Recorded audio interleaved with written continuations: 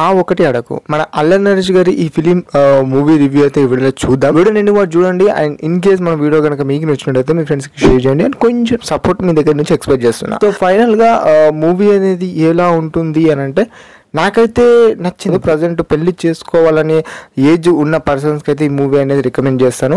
అంటే ఎలాంటి పీపుల్స్ కంటే ఫస్ట్ స్టోరీలో అయితే తినండి, ఆ తర్వాత అల్లరి నరేష్ గారు ఉంటారు. సో అల్లరి నరేష్ గారు నేమ్ వచ్చేసరికి దీంట్లో గణపతి. సో గణపతికి ఏజ్ అయిపోతూ ఉంటుంది, పెళ్లి కోసం వెతుకుతూ ఉంటాడు పెళ్లి కోసం. సో అలాంటి టైంలో అనే ఒక అమ్మాయి అయితే కలుస్తుంది భయ. సో ఆ అమ్మాయి కలిసిన తర్వాత అతను లవ్ లో పడతాడు అన్నట్టు. లవ్ లో పడ్డ తర్వాత ఆ తర్వాత ఏం జరుగుతుంది అనేది మనము మూవీ చూసినాక తెలుసుకోవాలి. అండ్ స్టోరీ లైన్ నిన్న అర్థమై ఉంటుంది మూవీ అనేది ఏ కాన్సెప్ట్ లో మనకు రన్ అవుతుంది అనేది. సో అదన్నట్టు. అండ్ దీంట్లో మెయిన్ కామెడీ నిజం చెప్పాలంటే నాకైతే కామెడీ నచ్చింది. దట్టు మన అల్లరి నరేష్ గారి వీళ్ళైతే ఎత్తుకెళ్ళిండు మూవీని అనేది అనిపించింది.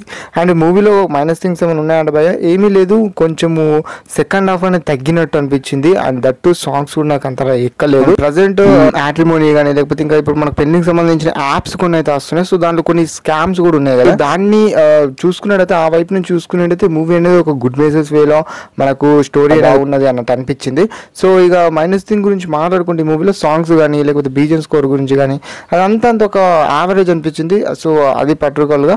అండ్ ఇంకా మరియా అబ్దుల్లా గురించి మాట్లాడుకుంటే మన హీరోయిన్ గురించి మాట్లాడుకుంటే తన రోల్లో తను బాగానే చేసింది భయ. అండ్ మన జాతరాతుల మూవీ తర్వాత ఈ మూవీలో కొంచెం మంచి వేలో అంటే మంచి క్యారెక్టర్లో చూసినట్లయితే నాకైతే అనిపించింది. ఆ మూవీని విత్ ఫ్రెండ్స్తో కానీ ఫ్యామిలీతో కానీ చూడొచ్చా భయ అంటే అబ్సల్యూట్లీ కళ్ళు మూసుకునేట్టు చూసేయండి. చాలా హ్యాపీగా ఎంజాయ్ చేస్తారు. అండ్ ఒక గుడ్ మెసేజ్ కలిగిన స్టోరీ కాబట్టి చాలా బాగుంటుంది. ఎటువంటి అడల్ట్ కంటెంట్ అయితే ఏమీ లేదు మూవీలో. సో మన అల్లరి నరేష్ గారి మూవీస్లో ఇదివరకు వచ్చిన ఫిలిమ్స్ కానీ లేకపోతే చాలా వచ్చినాయి ఇదివరకు వచ్చిన రీసెంట్ ఫిలిమ్స్లో. సో ఈ మూవీస్లో మన అల్లరి నరేష్ గారి అల్లరి చూపెడతారు అన్నట్టు ఆ వేలో ఉంటుంది. అంటే కొంచెం కామెడీ అయితే ఇన్వాల్వ్ అయి ఉంటుంది మూవీలో నేను చెప్పేది.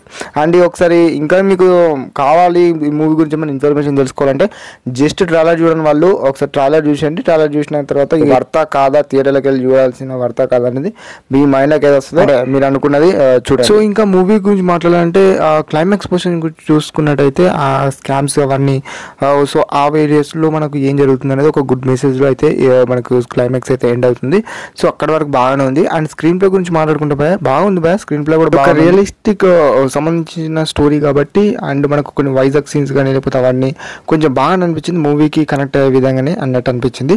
సో ఈ విధంగా అయితే ఉంటుంది ఆ ఒక్కటి అరక్ అనే మూవీ మన అల్లరి నరేష్ గారిది. అండ్ ఈ మూవీ ఒక మంచి హిట్ కొట్టాలని నేను మనస్ఫూర్తిగా అనుకుంటున్నాను. అండ్ ఎంతమందికి ఈ మూవీ నచ్చిందో నచ్చలేదు కింద కామెంట్ చేయండి భయ. నాకైతే బాగా అనిపించింది. ఒకసారి వెళ్ళి చూసే విధంగా అయితే ఉంది. వన్ టైం వాచబుల్ ఫిలిం అయితే అనిపించింది. అండ్ వీడియో నచ్చితే తప్పకుండా లైక్ చేయండి. And that's it about the video. Thank you guys.